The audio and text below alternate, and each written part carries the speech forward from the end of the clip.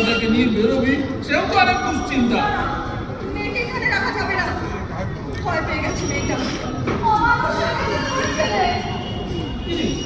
কপাল পেলে রক্ত বেরোচ্ছে, তুই মারধর করেছে নাকি? না না, মারিনি। চাল সামলাতে না পেরে দেয়ালে মাথাটা ঠুকে গেল। চলো তুমি এখনই পৌঁছে গিয়েছো, চলো। এত রাত হয়েছে, ঘরে থেকে যাবো, আর তো গাড়ি নেই। বলছি আমি কাল সকাল করে ফিরে আসবো। না না, মাকে এখানে সারা রাত একা রাখা যাবে না।